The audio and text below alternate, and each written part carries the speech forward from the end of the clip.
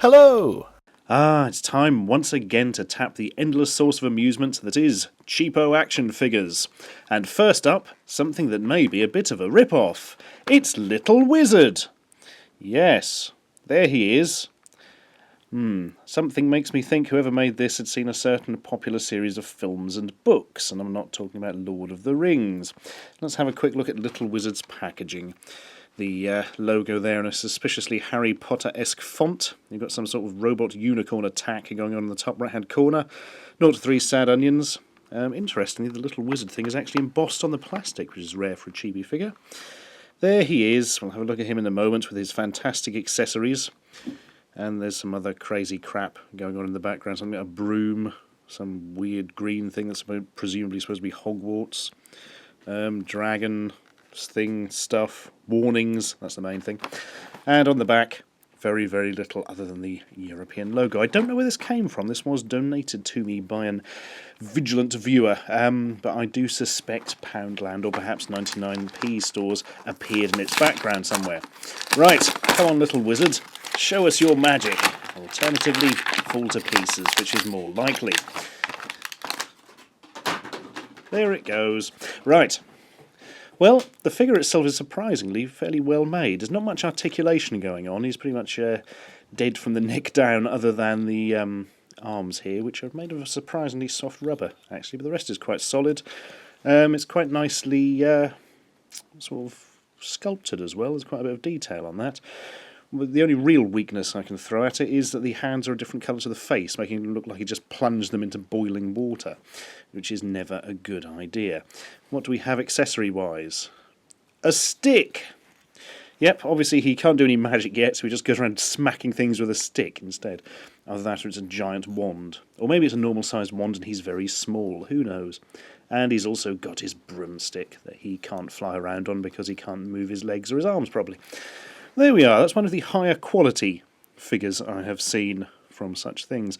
The actual face-wise, I don't know, the whole ethic has got kind of a weird mix of the main three from Harry Potter, haven't we? We've got sort of semi-Hermione hair going on, which is also Ron's hair colour, and Harry Potter's glasses.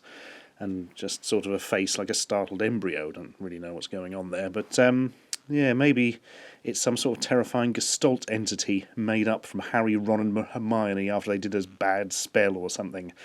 What should we call it? Hermioron. That's it. Goodbye, Hermioron. We've got a different figure now. Something more realistic, and not in a good way. It's Fire Rescue, for when you've got some fire that needs to be rescued. Interesting selection of accessories and stuff going on here. Tell you what, let's get this out immediately. Come back to the actual contents in a second. There we go. And have a quick look at the packaging. Emergency Heroes set. Fire Rescue. Some exciting firemen there doing their stuff with their bits and bobs. I think that's a hose, isn't it? The Jaws of Life going on there. Goodness knows what that is. And the number 911 on their hats, perhaps not something you want to be referencing, particularly with that imagery there. Let's move past that. And at the bottom, interestingly, they've got pictures of some sort of proper toy fire set from a different company. Presumably they've ripped off pictures of their toys. Evil and vile. And speaking of evil and vile, here's what the exciting hero emergency fireman bloke actually looks like. See, this I don't think is actually a fireman. This is a maniac. It's just somebody who's put on a balaclava and got himself a small hatchet. If you see him coming, you don't think, blimey, that's a good thing. There must be a fire he's going to put out. You think, I'll run the other way and call the police. He's not even got his balaclava on straight. Right, let's put the sociopath down and see what he comes with. A fire extinguisher, which presumably he stole from a hospital or something. A bloody great sledgehammer that he just found in his garage. Some horrifying chainsaw thing that he obviously shouldn't be allowed to look at, let alone operate. A sign saying, accident slow. That's how he gets his victims, you see. He puts the sign down, waits for them to slow up, then leaps into the back of their car and takes their face off with his hatchet. Yeah. That's a nice story to go with it, isn't it? Also, he bizarrely comes with a toy helicopter. I don't know, maybe he also uses that to distract people. Maybe it's radio controlled and he does little loops in the air, and while people are watching it, he sneaks up and slaps their kneecaps off.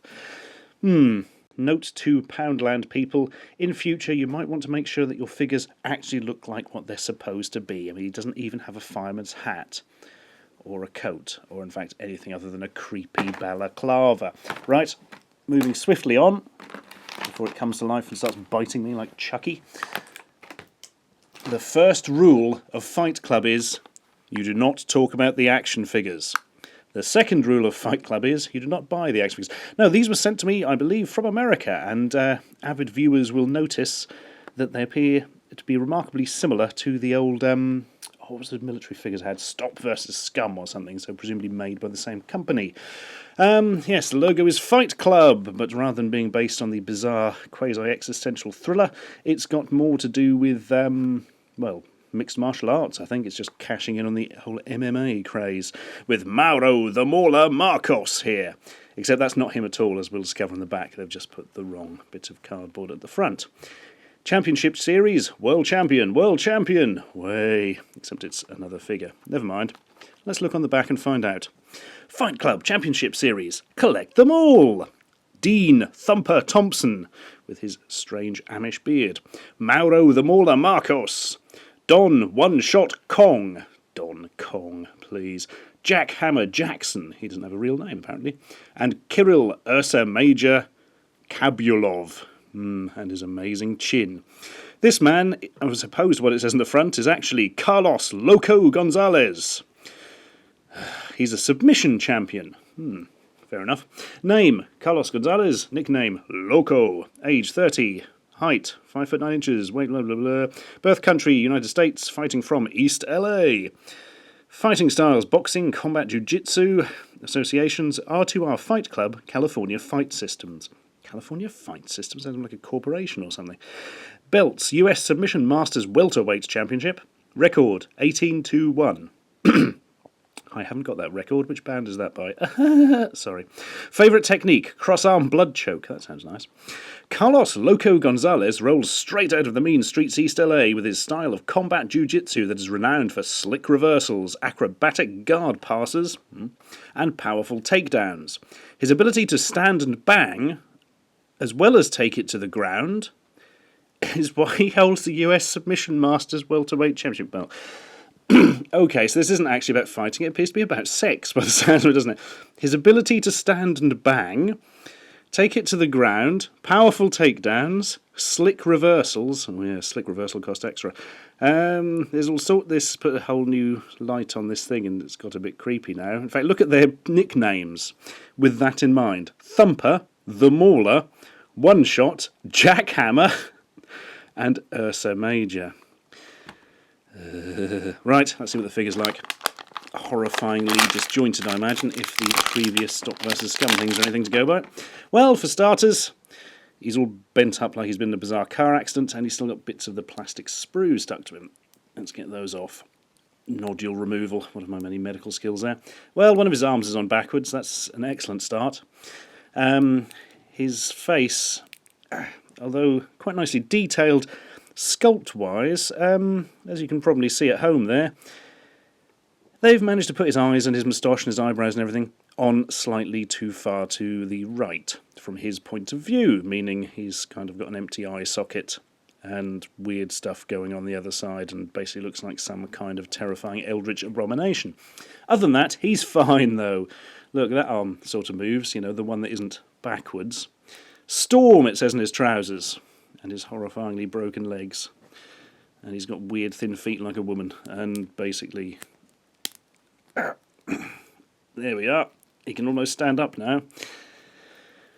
Well, the sculpting's quite good on these. I think that's about all you can say. But it's made out of the world's cheapest plastic. They haven't painted it properly. The arm's stuck on backwards. On the plus side, it hasn't fallen to pieces yet. Anyway, do you want to see what their quality control's like? Because I was very kindly sent another one of these figures. Exactly the same figure.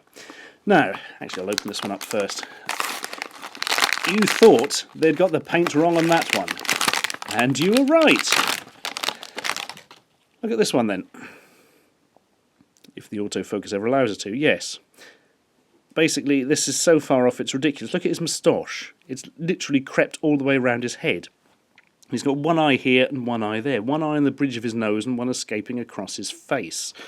On the plus side, his legs aren't all bent up this time. And, unbelievably, the arm! The arm bends the right way. Hooray! I don't want to touch these things anymore in case I catch body horror. Right, let's get a last one in to make it a bit more jolly after that horrifying ordeal. It's Super Samurai Warriors! There we are, just a generic sort of samurai warrior figure thing. Obviously based on Power Rangers or something. Not very interesting, except... actually, have a look at this bloke.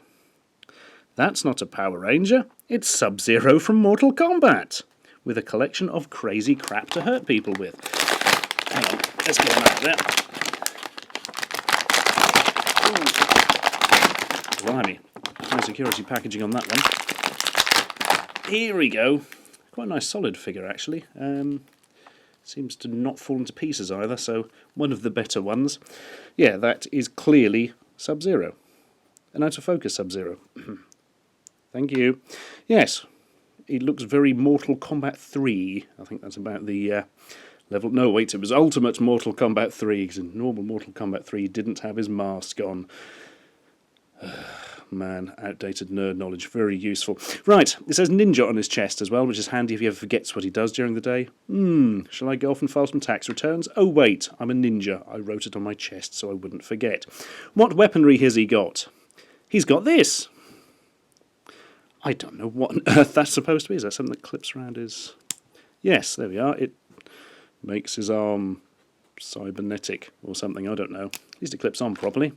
He's got himself a katana, so he can have a bit of a fight with Scorpion, who always has one these days. What else have we got? Some sort of big halberd type thing. It's probably a proper martial arts term for that I don't know. Oh, we've got a big old claw, so you can pretend he's Vega from Street Fighter. How does that work? Answer, it doesn't. It's clearly supposed to go on the other arm. No, it doesn't fit on that one either. Oh no, here we are. Yeah, that works. He could quite happily wander up and eviscerate somebody with that, which was quite a popular thing in Mortal Kombat. You've also got a weird curved sword and a few kunai daggers that he can use to pin his washing up with. This actually fills me with sadness, this figure, and I'll tell you for why, even if you don't want to know.